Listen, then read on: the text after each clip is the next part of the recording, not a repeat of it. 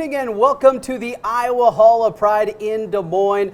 I'm Tent Condon as we bring you CISN Girls Basketball Breakdown here this evening. Class 5A quarterfinals in the books. We got highlights for you. We got great players, great matchups, and a whole lot going on as you take the look at Hy-Vee Hall and the big Veterans Auditorium, followed by Wells Fargo Arena, where these games are played throughout the state tournament. I'm Tent Condon, joined this evening by Joe Sigrist, the head coach of the West Des Moines Valley Girls, and on the other side, Chris Morrow from Beyond Ball, the girls basketball director. Glad to have you aboard with us here as we bring you highlights from the quarterfinals in Class 5A, and we'll look ahead a little bit later on to the semifinal round coming up on Thursday morning. Coach, let's start with you, Coach Sigrist.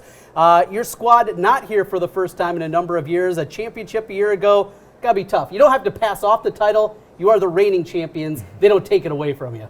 For another few days, Trent, so we'll embrace that a little bit. Chris, saw a lot of great basketball out there in Class 5A, as you'd anticipate, the big school class. Some highlight players that I know you know very well that you got to see on the big floor at Wells Fargo Arena. Yeah, there's a lot of good players at the Class 5A. A lot of fun watching them today, and some just really good athletes, a lot of D1 players, and a lot of players going to play at the next level. So we're going to get into it here. Let's start with our first game. It started bright and early, 10 a.m., that opening tip, as we go to Cedar Rapids Prairie and Iowa City City High. The number 7 seed Prairie, City High the 2 seed, and early on some shooting from the outside. Kelsey Jones got it going with the triple for Iowa City City High as they jumped out to an early lead. Ella Cook was good inside. Kind of a surprise for the Little Hawks as she gets it done. Jones with another triple from downtown as City High raced out to an early lead. But Prairie, well, they answered the bell, down 12-0. Always difficult played on the floor. Maybe a little bit of nerves for Prairie, but they get going here. The drive for Sydney McRae. She finished with 13 for Prairie on the comeback. McRae also, we see a little bit of her teammate, Mallory McDermott, doing work. But it was a back-and-forth affair after Prairie settled their feet just a little bit. We see another drive here and the finish for McRae. Outstanding player, Joe. Yeah, she was really good today. Along with McDermott, they really were their scorers today. There's McDermott in the paint, taking the foul and the one opportunity. Here on the other end, though, City High gets going with Rose Nagumu, incredibly quick off the bounce, and one of those D1 players you mentioned, Chris, going to Marquette. Yeah, she's very strong. She can get to the hoop real easy, just strong player, quick, just very athletic player. Jones in the paint for City High. Prairie still trying to battle their way back. Never gave up in this one. Two Eastern Iowa teams knew a lot about each other as it's a 10-point game at the half. Right, they met twice in the regular season, so Iowa City High came out on top here too. There's another run out and a break for City High. Nice left-handed finish in the paint. Here's Prairie right back again as they continue trying to chip away at that lead. Hung around for a while, but here's Jones again from downtown. And that Jones name, those City High girls, boy, there's been 3 of them now, and they're all really good players. They are. They're starting to go to Iowa State, and Bill Fenley's got some really good ones there. Here's Jones on the steal and the run out for the Little Hawks as they started to open up a bit of a lead there in the second half as we move deeper into it. Late into the fourth quarter, 57-38 there, the score. And City High rolls on to the semifinals, a 59-40 victory over Cedar Rapids Prairie. It was Aubrey Jones leading the way with 18 points, 8 rebounds, and 4 steals. Ella Cook, 13-9, along with a block shot for the Little Hawks, who run their record to 24-1. Cedar Rapids Prairie at a losing effort as their season finishes at 20-5. It was Sydney McRae, 13 points, 3 rebounds, 3 assists, and Mallory McDermott, her teammate, with 13-2. Fun game there. City High, though, certainly showed why they're the number 2 seed and the record that they have as they went out there and played really well, Joe. Yeah, they really asserted themselves early, jumping out to that 12-0 lead. And anytime you get 3 players in double figures at the state tournament, I think you have the upper hand. Little Hawks, Chris, when you look at this squad, the number 2 seed, they're in the semifinals now. A team you feel can win this whole thing? Yeah, I think they have a really good chance. They have 3 D1 players on their team, and just really strong, very fast. You can kind of see that Cedar Rapids Prairie try to slow them down there early. And it worked, but they're just a quick team, very strong, a lot of weapons all over the court. 19-point victory for the Little Hawks in that one, 59-40. Let's go to game 2, and we were on the call for this one on the radio side. What a game it was. Johnston and Southeast Polk, a game of mini runs. It was back and forth. Who could get the upper hand? Two foes that know a whole lot about each other. Chad Gillick on the side for Johnson, and his Dragons jumped out too early. Look at this. First play of the game, Kendall Need getting down the floor, and that was a story throughout. Need getting up on the floor.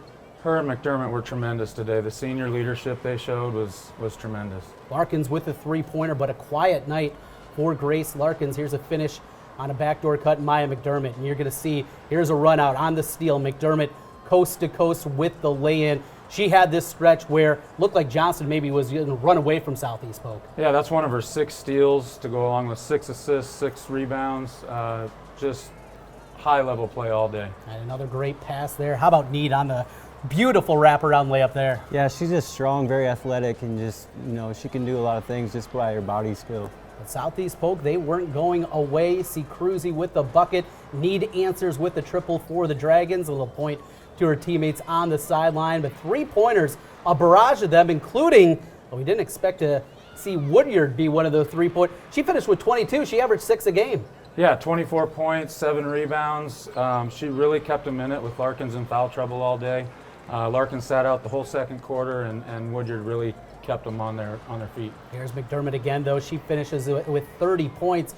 Here's another one of those 6 steals and a layup for her defensively. She was outstanding. Daly on the turn and the finish. Good, strong move out of the freshman for Southeast Polk, and the coach's daughter, Tracy Daly, get to coach her daughter for the next 3 years. McDermott again, she had an answer every single time, it felt like, Chris. Yeah, she was just, like Joe said, she was just all around, all over the place, just making big plays after big plays, and just a great team senior leader on the court. Three-pointer there again for her, but maybe the biggest shot of the game comes here. Gosling as Johnston regains the lead, and they would never relinquish it. Southeast Polk had a couple of opportunities. Anna Gosling with the triple and a 75-71 victory as Maya McDermott advances her team on the bracket into the semifinals. Great win, certainly for Johnston. Mentioned Maya McDermott, that stat line. 30 points, 6 assists, 6 steals. Also had 6 rebounds for one of the smallest players on the floor. Kendall Need, she was so quick getting up and down the floor. She finishes with 22. Southeast Polk, they see their season come to an end at 19-6. Brooke Woodyard with 24-7. Brooklyn Daly, the freshman, with 13-6, along with a couple of steals. Southeast Polk, though, future incredibly bright for them. Just one senior on this roster. And in fact, I asked you on the radio when we were doing the game afterwards, who's preseason number 1 next year? Is it going to be Waukee, who's the number 1 seed here and returns a ton, or is it going to be those Southeast Polk Rams? They're both going to be tough, and we'll be young next year, so it'll be a challenge. Well, when you look at this game, and Chris, as you go through, Johnston didn't have the jitters early on. We've seen that a couple of times with them in the past. They were ready to go from the opening jump. Yeah, I mean, it comes back to like Iowa City High. You got 3 high-level players on that team that are all seniors. So they really stepped up, and when the grind got tough, they stepped up and hit some big shots and got stops when they needed them. But Southeast Polk is going to be a great team, and they're both really, really well-coached teams, and we'll see what happens moving forward. Yeah, really looking forward to that semifinal. That'll be 10 a.m. on Thursday morning with Johnston, the number 3 seed, and 2nd seeded Iowa City High. Let's go to the other 2 quarterfinal games, and game number 3 of the 4 today. Waukee, the top seed against Sioux City East, the upstart Black Raiders, who pulled the upset of all upsets in the regional final as they were able to knock off Dowling Catholic on the road in West Des Moines. But early on, Waukee certainly flexed their muscle. Kelderman with the triple to get things going. Yeah, and Waukee's pressure really gave Sioux City East fits. They pressured their guards and didn't allow them to get it to Dew down low. And speaking of Dew, here's the ball taken away from her. Katie Dinnebeer, boy, she's got to be one of the top defenders you see in the high school level. Yeah, she's just all over the place, very active and quick and just strong, and doesn't matter who she's going up against, she's going to battle. There's Naimir Dew with the finish. Really talented post player. She did as much as she could in there, but she's going to be a good player at the next level. Going to Butler, right? Right. And I think Coach Guest saw that they couldn't make it a half-court game with her. They really needed to make it a full-court game, and Waukee really flexed their muscles that way. And one of those players flexing their muscle inside, Tara Reitzman, playing against a D1 player on her way to Butler. She played incredibly well. Another run out in the finish for Peyton Kelderman there. Black Raiders tried to battle their way back, tried to do a little bit of everything to get back into the game, but it was way too much Waukee throughout. the first half. And Megan Earney hitting three-pointers. When she's shooting threes like that, Waukee's tough to beat. Yeah, she had 13, 3 of 3 from three-point land. They're really tough to beat when they're hitting those outside shots. Dinnebeer with the triple late in the first quarter as they jumped out again. Here's a deep one at the horn from Megan Earney. She was doing it from all over the court. 3 for 3 from downtown, and the barrage from the outside continued for the Waukee Warriors. There's Lindsay Kelderman. She gets into the mix, and more of that full court pressure leading to shots like this. Pressure and then the easy finish in the lane. More scoop in Dinnebeer that time with the drive and the finish. Waukee, they did basically all that they wanted to in this one. Offensive rebound. And there's LightSmith, a player really seemed to come in her own. Had a turned ankle earlier this year. She's bounced back well. Yeah, I was really impressed with her. She's just very strong, and she battled down low and, got big boards and putbacks, and she's just really strong. And there is Katie Dinnebeer putting the Waukee name moving forward. 76-36. The final is the top seed. Waukee moves to 23-2 on the year. Sioux City East 16-9 is how they will finish up. But the big upset in the regional final, certainly a lot of positives in their first trip to the state tournament in 19 years. Yeah, they seemed pretty happy to be there, and you should be. I mean, being one of the final 8 teams in a strong 5A class, they have some really good players, and Waukee just showed their veteran leadership. Even though they're mostly juniors, they lost in the semifinals in a tight one last year, and they showed that they weren't afraid to knock down shots today. 9 of 18 from three-point land. So Waukee punches their ticket on to the semifinal. Who will they play? Well, it'll be somebody from the Cedar Valley, the number 4 seed against the number 5 seed, and it was a good one. Maybe the game of the day as we go to the final of the quarterfinals. Waterloo West, the Wahawks, and Cedar Falls, the Tigers. Certainly plenty of experience on this Cedar Falls team, but Waterloo West, they were able to battle their way back. Early on, though, again, it had that feeling maybe this one was going to turn into a blowout. Here's a run out, though, for Waterloo West as they jumped out, and Haley Polk with the hard foul going down there. Early on, it was a lot of Cedar Falls, and being on the hardwood when your players have been there before, boy, Joe, it's got to be a big step up. Yeah, the 2 freshmen for Waterloo West were fearless out there today, and they really gave them that lift in the end. Here's a corner three-pointer for Cedar Falls, knocked in by Sydney Remmert. And Cedar Falls continue to build that lead. Double digits for a lot of this game as this one's blocked out of bounds. What do you tell girls? When you're in a spot like that, you're down double digits, to keep fighting when you're at the state tournament. Waterloo West didn't shoot very well at all in the first quarter, so that, it was big up for those younger girls to stick with it, keep their minds right, and keep playing. And, they battled the whole game and found themselves to give them a chance at the end. I really like the adjustments Coach Pappas made at halftime, too. Down 15 in the second quarter, down 9 at half. They switched their defense up, they pressured them a little bit more, and got them to turn the ball over. And as they're coming back, you're seeing the comeback trail here for the Wahawks. Big three-pointer there for Polk as she hits it from the corner. Coming back the other way, Cedar Falls, nice pull-up in transition there from the elbow and the bucket for CF. But the run out, picking up the pace. Again, Polk getting up the floor. Yeah, she was tremendous. 27 points. Like I said, fearless out there, strong finishes all day. And one opportunity for her on that one. We're seeing a whole lot of Hallie Polk, but how about this Williams, Sahara Williams? She really came out in the second half of this game. Here's the last play of the game.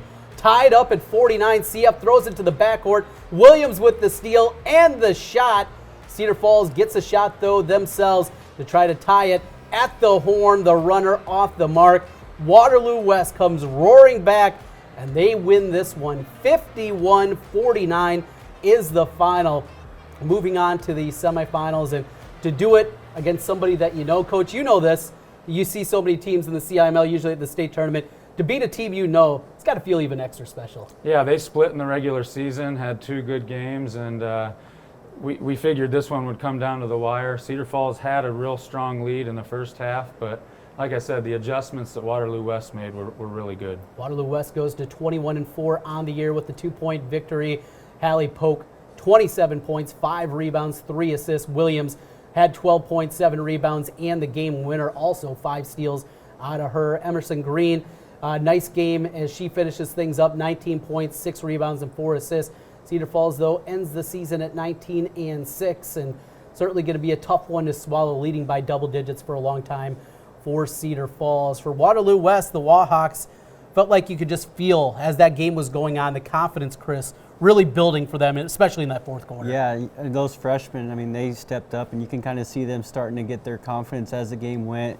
Their jitters went away, and they just started having fun. You could see that they were pumped up, getting the crowd going with it. So, it was kind of cool to see just that young of a team to come in, battle adversity, and come back and get that last-second shot to win the game. Well, our highlights brought to you by Level Up. Big thank you to them. Great highlights in our 4 games. We're going to dive a little bit deeper into things. Coming up in our second segment, we will get into what we saw, how things broke down, and what happened. We'll also look forward to the semifinals, all coming up here on CISN Girls Basketball Breakdown. And don't forget to vote. Go to Twitter, search CISN TV. You can find our Player of the Week and jump on there, the Player of the Games from the 4 games that we saw today. Go on Twitter and find that at CISN TV on Twitter. We'll take the time out, coming back with more as we break things down. It's Girls Basketball Breakdown on CISN.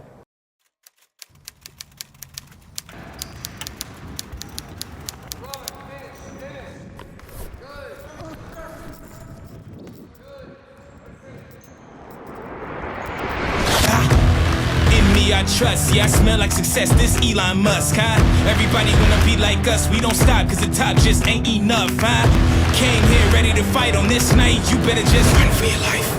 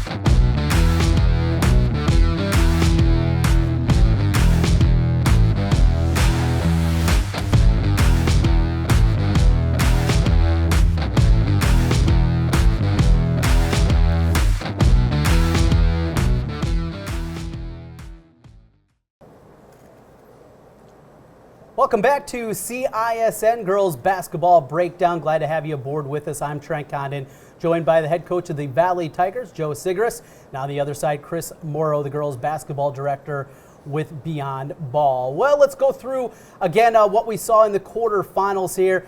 Go a little bit deeper into what we saw in the 4 quarterfinals in Class 5A. The first game of the day, it was Cedar Rapids Prairie, the number 7 seed, against Iowa City High. And Joe, starting with you here, the City High team, certainly very talented. What you saw from this group coming out? Yeah, they have veterans. They're seniors pretty much across the board, other than the Jones sister freshman and Cook, who played really well as a junior, but led by the 3 seniors going to play Division I basketball. And I thought their veteran leadership would carry them through this game, and it certainly did. 59-40 the final in this one. On the other side, Cedar Rapids Prairie making it to the state tournament in its own right. Now, you love to get there, but you see somebody that you've seen in the regular season. Yeah, we talked about the positive side of that. When you win, that stings a little bit when you're on the other side, Chris. Yeah, and they had a lopsided loss to them in the regular season, and they knew they kind of had to slow them down. They knew that they were fast, and they tried to do that with the zone, but you got 3 Division I girls on the team that can shoot the ball and get to the rack, and it was tough for them to battle them for four quarters. But they had a great season. They have 2 really good players that are going to play Division I ball, and nothing to be upset about. I know they would like to move on, but can't be upset of what they did this season. It was the first game of the day, Joe. I'm trying to jog my memory and remember. Have you guys ever had to play that 10 a.m. game, the first game of the day? You got to think it maybe takes a little bit longer for the girls to get their feet underneath them. Actually, we beat City High, this very team, in the 10 o'clock game a year ago in overtime. So again, they were used to that time, slot in the state tournament. And I think, coming back here to Wells Fargo Arena, it takes a time or two to that adjusted. Yeah, the shooting backdrop is completely different, and any high school that you're going to play in, even some of the bigger ones, that backdrop and just the depth perception that goes into it takes a little while. Yeah, and I mean, a lot of teams go to Drake. They try to find a place that, you know, the backdrop's not the same as a high school gym. So a lot of these teams are going to different places, but it does. You can see it in the first quarter a lot with these teams that may not have been here. They struggle that first quarter, but yeah, the backdrop is a huge deal. 40 points Prairie puts up. That defense for City High. Joe, you know a lot about this squad. What they do, we tend to fall in love with the offense and what we see, but what City High, what they do defensively against you? Well, their length gives teams like Prairie fits, and they mix up their defenses quite a bit. They throw some man, throw some zone at you. So I thought they did a real nice job keeping Prairie off balance. And like you said, with their 12-0 start to start the game, it was really hard for Prairie to recover from that. Well, let's go to game number 2 and move on from the City High victory against Prairie. Our second game, an all-CIML affair, as it was the Johnston Dragons, the number 3 seed, and Southeast Polk. This game, it was back and forth. A great start for Johnston. Southeast Polk, they responded every single time. One of the stories of the game, though, certainly, Chris, was the foul trouble early on for Grace Larkins, and a couple of fouls 70 feet away from her own rim. Yeah, you just got to be a little bit smarter, like not getting those fouls 100 feet away from the rim. But, you know, Kendall Need did really good at guarding her. She's a really good player. Unfortunately, she had to sit out that second half, and that kind of hurt Southeast Polk. But she's a good player, and they got going. They owned the second and third quarters, and Johnson kind of owned the first and fourth quarter. So, watching Maya McDermott on another run out, as she had a bunch of those today, 6 steals in the game. And a point guard like that, everybody wants to have a point guard that can do it all. That's certainly what Coach Jellick has at Johnston. We did this courtside, Trent, earlier today, and that was a blast. And seeing her finishes right there in front of us, she just, you know, the 30 points, 6 rebounds, 6 assists, 6 steals. I mean, Southeast Polk couldn't overcome that in the end. And I really like how her three-point shot was not going in the second half. She got a couple quick early ones, but she attacked the basket so well, and as a senior made unbelievable decisions in the end. Yeah, she was great with the basketball in her hands. You certainly anticipate that's going to be the case with Maya McDermott, but it wasn't just her. Kendall Need, you mentioned what she did on the defensive end and getting up the floor. She's one of the faster players that you see for a post player getting up and down the floor. yeah, you know, I coached her this summer, and she really put that time in to work on her body to be more strong. And you can just look at her out on the court. She looks like a D1 player. Her body's strong.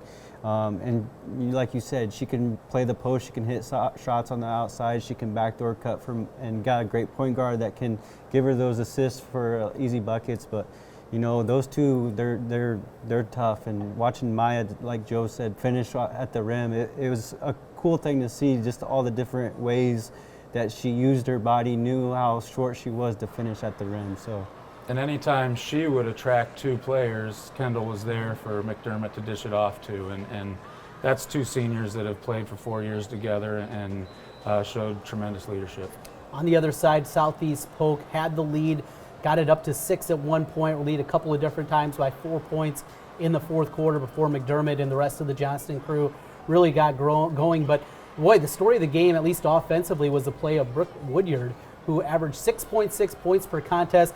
Didn't shoot a ton of threes. She missed her first one, hit her second, and you could just see the confidence balloon for Woodyard. Yeah, and we talked about that. I mean, when Grace Larkins had to sit the whole second quarter and then part of the third and fourth, just dodging foul trouble all day, they needed someone like Brooke Woodyard to step up and play above her season level. And she did that. She kept them in the game the whole way. So kudos to her. She was tremendous today. And you know, there was about 4 possessions there that Woodward posted up, got easy buckets, and I thought there for a little amount of time that she was really going to take over because she was getting to where she wanted to be at the block and scoring at will.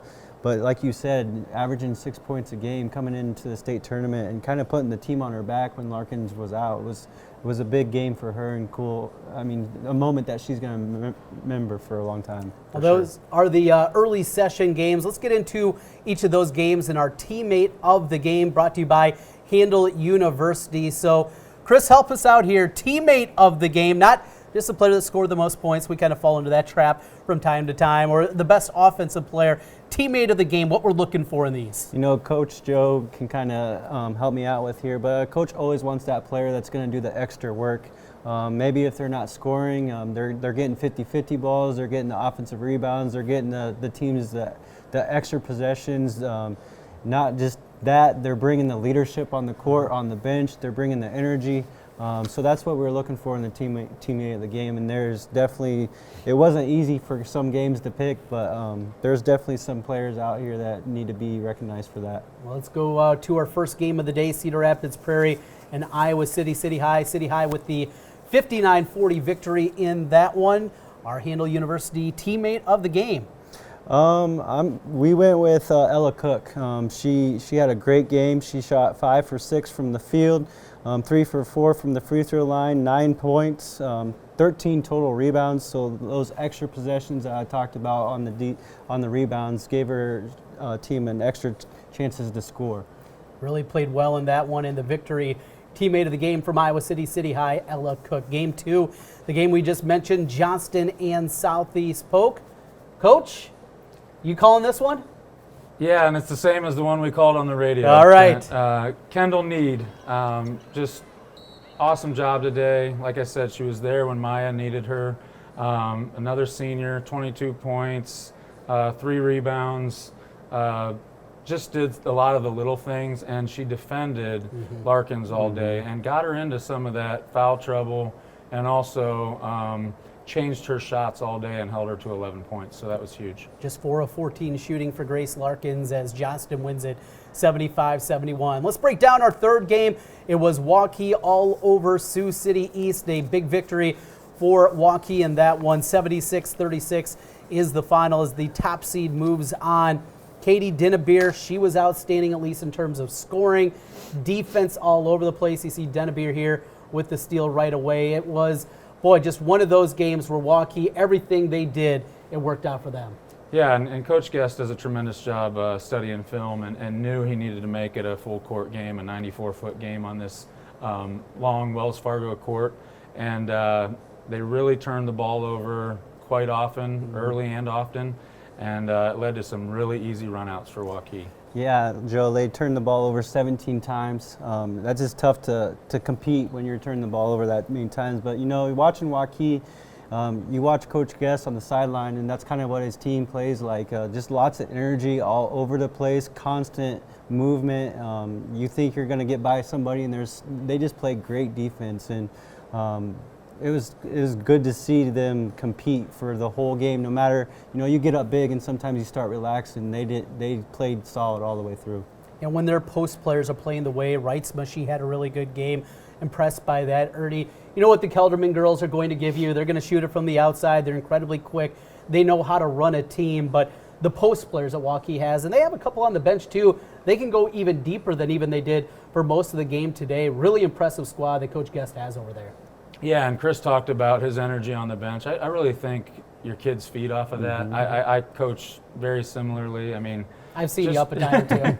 I think we get our steps in when we're talking about Coach Guest and I roaming the sidelines. But yeah, they just feed off of great energy, play great defense, and they were great all day. You know, looking at the stat line too, they got to the line 21 times and made 17 out of those 21 points, and those are free throws, so those are easy points. And I think out of all the teams, they're the team that turned the ball over the least, with only 7 turnovers the whole game. On the other side for Sioux City East, of course, didn't end in the fashion that they wanted in this one, but just the accomplishment, getting to the state tournament. Joe, you took over a program, and I know we talked about this. You took over a program that had never won a state championship before. It's not that level for Sioux City East, but getting there for the first time in 19 years, just building a program, you need these kind of moments. Oh, it's so true. Once you get there, you're going to build confidence for those younger kids and the little kids that come to the game from Sioux City. Hopefully they had a good following today from their youth, because, yeah, once you get there, it starts building a tradition like you talked about, and hopefully they're a sign of great things to come for them. Nightmare Dew, outstanding player. She's on her way to Butler in the post. You know, you could tell, you can see the athleticism that she plays with. I just watched her in warm-ups and the way she shoots a jumper. I mean, she gets high in the air on her jump shot. She's going to be a really nice player playing in the Big East. Yeah, she's tough, and that's one thing that Coach Guest did. He had a game plan going in. Like Joe said, they made it tough for her to even get the ball. Right. But you can tell that she's very long, very athletic. There was one shot she shot behind the backboard that I remember, and somehow it went in. But you know, like Joe said, that's a huge thing for your program too. When you have a girl that's going D1, for the youth, they see that, and now you got the youth that, hey, I want to go play college ball. I'm going to put the time in, and I'm sure she's a great role model for that community. And let's not forget the fact she had 27 points in a regional final at Dowling. She really put them on her back there. So kudos to her and them. They had a great season. No doubt. It is a Waukee victory, but Sioux City East, a great season of them as they finish up at 16-9.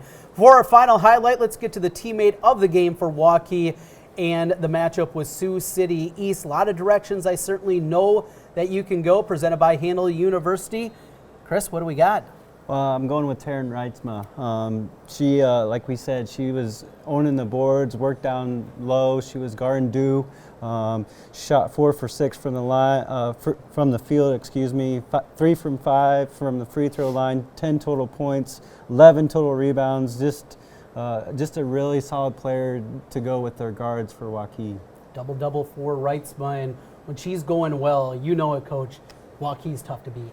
Yeah, and again, they've got 3 girls in double figures, and anytime you can do that at the state tournament, you're well on your way to probably a victory. Well, we finish up with our 4th highlight package, and that was a good one, all Cedar Valley matchup with Waterloo West, the number 5 seed, and the 4 seed, Cedar Falls. Plenty of experience on the CF side of things. They have been here to Wells Fargo Arena in the past, but Waterloo West, certainly early on, looked like this one might be a blowout. How do you keep a kid engaged? You're down, you're losing to a team that you lost to already this season. Joe, how do you keep the girls motivated knowing the comeback, it can come? Well, if you're not motivated on this stage and these bright lights, I don't know where you can get motivated because it's the most amazing week of basketball if you're fortunate enough to be a part of it. So they just regrouped at halftime, down 9. And like I said, Coach Pappas made some really good adjustments as far as their defensive game plan, extended their defense into 3-quarter court, and really that's when Cedar Falls started to turn the ball over and get a little bit impatient. That pressure and momentum. And so I like analytics. I like numbers. I like things that I can quantify. You're a math teacher, Joe. I think you're Right. probably in the same vein, but there are people that are deep in the analytics that say there's no such thing as a run. That's really nothing happened. Everything is an individual component. There isn't momentum. Chris, are those people crazy? I would say so.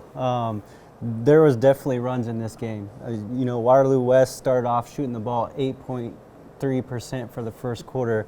And as a coach, you kind of, Joe can help me here, but you're not going to shoot that bad the whole game. Right. Stay a course. And watching coach for Waterloo West, he stayed calm.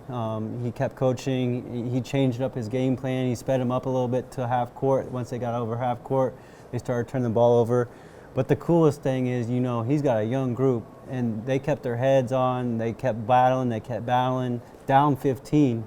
And, to come down and hit that shot with 10 seconds left with a freshman, their confidence is sky high going into this next round. And they were probably one of my most favorite teams to watch today, is just because they're so young. Well, they were fearless. Right. I mean, when you're talking about 2 freshmen leading them with 27 and 12 and Polk and Williams, they came in fearless and nothing to lose, and it really took over in the second half. Well, let's give away our Handle University Player of the Game for the finale of the 5A quarterfinals. Waterloo West with the comeback victory. Joe, who do you got?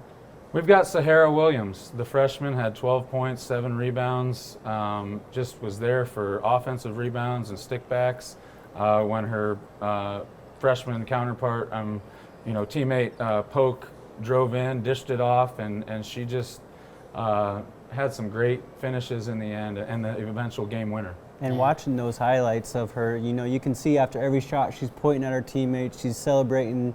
That's kind of what we look for in a teammate. She's always engaged and just being a great teammate. And in the end, makes the play to win it 51-49. Sahara Williams, our player of the game, teammate of the game from Handle University, 12 points, 7 rebounds, and the game winner as Waterloo West comes all the way back and wins it 51-49. And there's our deep dive into the games coming up on the other side. We're going to go a little bit deeper into what we're going to see coming up in the semifinals. That'll start at 10 a.m. from Wells Fargo Arena on Thursday morning. All kinds of games going on, and if you're making your way to Wells Fargo Arena, make sure to stop here to the Iowa Hall of Pride. Made my first trip a week ago, and I'm a huge high school sports fan. I'm a huge sports fan.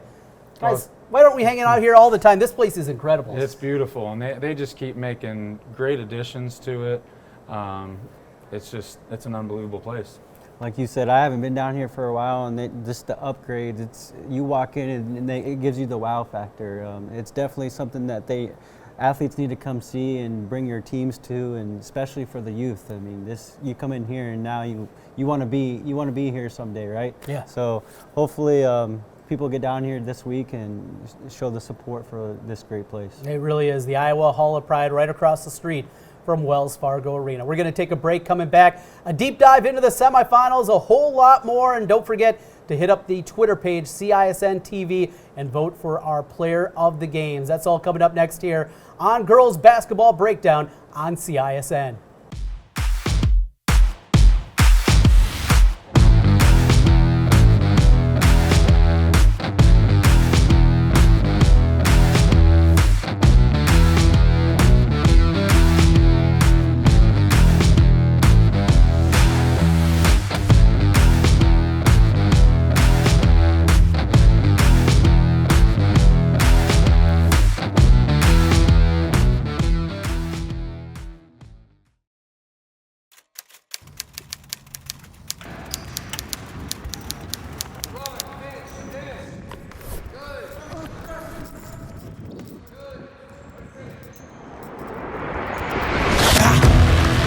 I trust, yeah, I smell like success, this Elon Musk, huh? Everybody wanna be like us, we don't stop, cause the top just ain't enough, huh? Came here ready to fight on this night, you better just run for your life.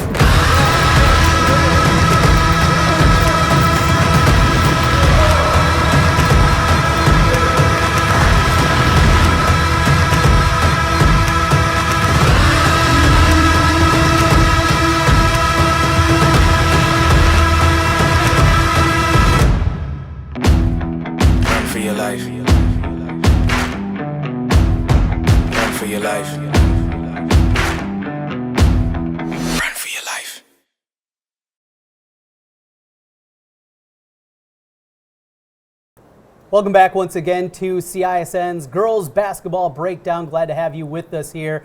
Monday night, we've seen the quarterfinal round of action. We're going to take a look at the semifinals and the matchup on each side a little bit deeper on here. But before that, time for our players of the game. And certainly, and I think all four of these, couple of different directions that you could go with them. Let's start with our first game, though, what we saw. And let's go to Cedar Rapids Prairie against Iowa City High. City High with the victory, 59-40 in this one.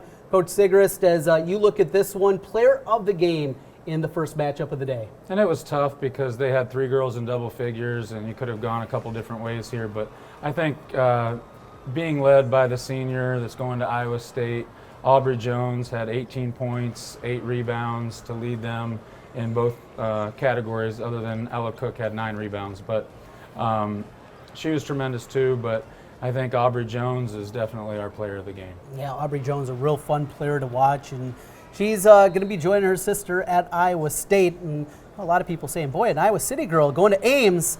Well, Coach Fenley's got to be happy about that. Yeah, I think Coach Finley's got that family on lockdown. I keep asking people how many more are there. Right.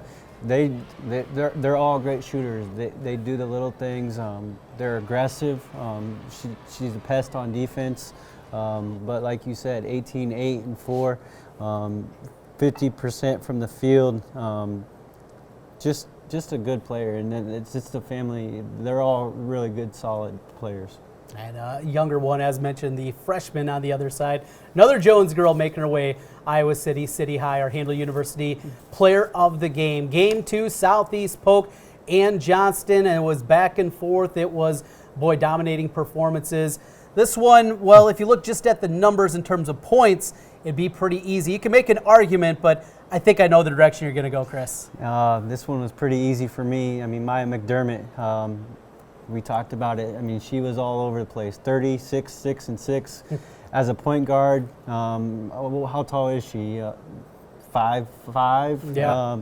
And then she's finishing at the rim over girls that are 5'10". Just very athletic. You and I got a good one coming to them. She just uses her body well. She knows how to adjust on her layups to get away from the contact so her shot doesn't get blocked. And you know, interviewing her, she said, you know, they're going to take away our three-point shot. So game plan-wise, she knew she was going to have to get to the rim, and she's just a great all-around player. She's dynamic, Yeah. you know, and the maturation process she had since last year when we played them in the semifinals, and we're fortunate enough to win that semifinal game in overtime. She made all the right decisions today, and when you have that out of a senior point guard, you've really got a chance to win it all. And to go a little bit deeper, you know, watching them this season, they had some really close games where, you know, she was struggling and she kind of put the team on the back to, you know, she just stepped up and scored like that to get them those extra wins to get here. Our third game of the day, it was Waukee, a big victory as they win 76-36 over Sioux City East. Highlight package and a lot of defense also a part of this. Not just the scoring, and that's what you look at when you're looking at a player like our player of the game in Katie Dinnebeer. Yeah, I mean, she shot 7 from 9 from the field, 8 for 8 from the free throw line, 24 points. She's kind of all over the place. As you see here, she's leading the team. She's diving on the floor, hitting big shots from the outside. She's just a really strong player and fun player to watch. You know, Joe, when I watch her, that's the thing that always jumps out is when I watch her on the defensive end of the floor, and not even when they're doing pressing, and Coach Guest likes to do a lot of that, but just when they're strictly playing man defense, you see just how good she is on the ball. Yeah, she's a coach's dream as far as, again, that point guard. She's only a junior as opposed to Maya being a senior, but she's a Drake recruit. I think Jenny's going to be ecstatic to have her wearing that Bulldog uniform in the future, and she does all those little things that you talk about and you want out of your point guard. Like you said, a coach's dream. I saw a lot of times that she went over to Coach Guest and kind of said some things to him that probably what she saw on the floor that maybe he didn't see, and that's what you want from your point guard. Exactly right. You want that dog, that leader that knows what's going on, can see the floor out there on the court. Katie Dinnebeer, our Handle University player of the game. The finale, it came down to the wire, but a shot with just seconds left wins it for Waterloo West 51-49. And another one, Coach Sigrist, that I think it could have gone a couple of different directions in our player of the game, but in the end, boy, what direction did you go? Well, we went with the freshman Hallie Polk. 27 points, 5 rebounds. Again, one of the smallest players on the floor, but she is feisty, let me tell you. I mean, I would love to have 3 more years with her, and Coach Pappas has to be looking forward to that. And this is a semifinal team right now that is led by freshmen and sophomores. So Hallie Polk did an awesome job today leading her team, and that's why she's our player of the game. There it is, our players of the game, all 4 games brought to you by Handle University. That is CISN Girls Basketball Breakdown. As we finish things up, it's time to take a little peek forward as we look forward to the semifinals. It'll start bright and early, 10 a.m. on Thursday morning in Game 1. At least on paper, this thing is setting up to be another epic. We saw it with Johnston earlier as they got the victory against Southeast Polk, and now they get Iowa City, City High here. Joe, let's start with you. Certainly teams that you know you've seen on the hardwood before. What's the difference? What's something you think could make or break this game between the Little Hawks and the Dragons? I tell you what, we went to overtime with both teams, City High in the quarterfinals last year and then Johnston in the semifinals. And you know what? These two teams, it's going to be a track meet on who's going to be most ready to finish that track meet on Thursday morning, because it'll be bright and early again, but these teams are used to that. That's been the 5A schedule these last 3 years, and it's going to be a real fun one. Yeah, like you said, it's going to be a track meet, or we see some coaching adjustments that something we may not have seen from a team to slow another team down. But, you look out on the court, Joe, how many D1 players are out there on the court this game? I think we're at six. Yep. Just at the Division I level. That doesn't take away from any of the other girls that are going to play at other levels. And younger players that will eventually probably get some. Yeah, so this matchup, it could go either way, and it's gonna be fun. It's gonna come down to runs, like we talked about, and who knows what's going to happen in this one. So one thing I do wonder about this matchup, the 2 point guards, Rose Nkumu for City High, she can be very physical, and you talked about Maya McDermott, as fast as she is. She's not the biggest player. I would have to figure, at least for me, being the layman, help me out here, Coach, is the game plan is going to be Rose, get up on her physically. You don't want to foul, but you want to make it difficult on Maya McDermott, especially after the game she just had. And that's so tough because I saw a clip today of Maya McDermott crossing over a Southeast Polk player.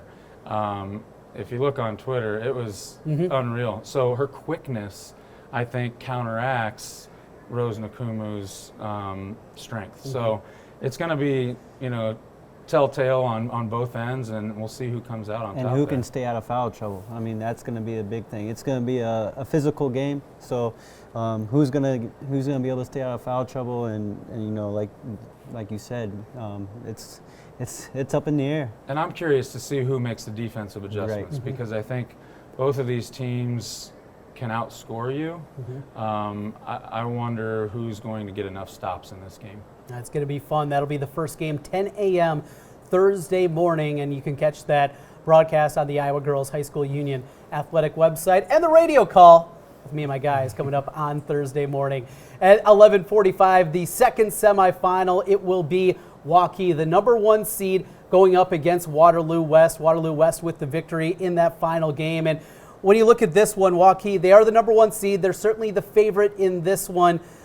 But what is Waterloo West? What's the game plan going in when you're taking on that top seed?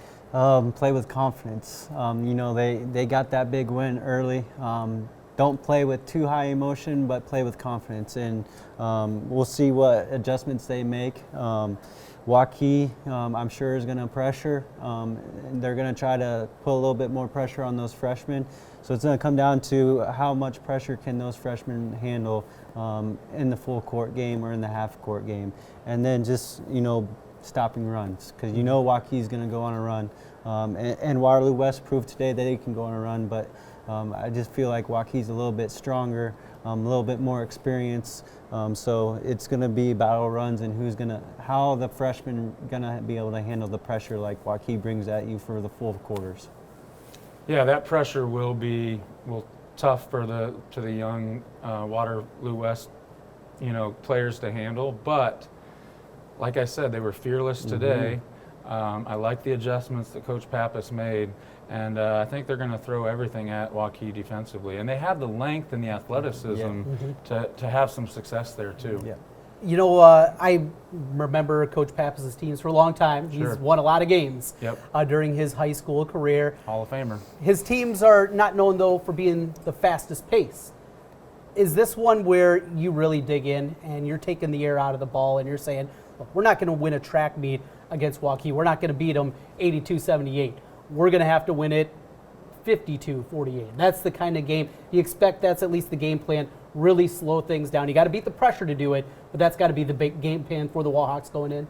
It is, and that's how we really slowed Waukee down this year. We had 2 really good games, one in overtime at their place that I thought we had some great chances to win, but that was 31-31 going into overtime. So I think there are some things you can do and mix up defensively against Waukee to slow them down a little bit, and that's what Waterloo West will have to do. And when you're a team that plays with pace, when you're a team that is fast, and a team slows you down and you miss a couple of shots or you turn it over, you can see that frustration start to build a little bit too, because you don't want to play this way. You want to play fast, and when a team takes you out of their game plan. That certainly can impact the game as well. Yeah, it changes the momentum on their side. If you're used to playing fast and it kind of takes the air out of the ball, now you're kind of overthinking. You're trying to make passes that may not be there, kind of force the issue. So really it comes down to, if Waukee takes care of the ball like they did in this first game, they're going to 7 turnovers. Yeah, I mean, they're just, if they take the ball and they shoot the ball like they do this first game, it's going to be tough for Waterloo West. But like Joe said, these young kids, they're hungry and they're eager, so they're going to fight and they're going to give it all they got. Well, that is the semifinals coming your way on Thursday morning, again 10 a.m. with Game 1. That will be the Johnston Dragons against Iowa City City High. Game 2, Waukee and Waterloo West, and should be a couple of great semifinals. We'll have plenty from those games coming your way right after they wrap up. In fact, we'll be coming to you early on Thursday, earlier than here this evening on Monday night, as we'll get things out to you late afternoon, early evening with our second breakdown here of the basketball. Before we get out of here, though, let's take one look at our Twitter results of what we've seen for our player of the game for all 4 games that we saw today. We'll take a peek at that. And boy, if you can make an argument, one player here today that stood out above the rest, Chris? McDermott. Yeah, that's the results that we were seeing online, and it's hard to argue with that. 36, 6, and 6. She was all over the floor, leading her team. Every quality possession that they had was because of her. She was outstanding. Johnston moves on to the semifinals, 75-71, the final in that one. Well, that will do it for the guys on each side of me. Joe Sigrist, the Valley Tigers head girls basketball coach, and Chris Morrow on the other side with Handle University and with Beyond Ball. A big thank you to joining us here this evening as we go in-depth Class 5A basketball. Coming up on Thursday's show, we will take a deeper look into the other classes. Plenty of great basketball being played in classes 1A through 4A. We'll talk about that and those semifinal matchups in 5A coming away on Thursday. Thanks again for watching. It has been CISN Girls Basketball Breakdown. Thanks for being with us.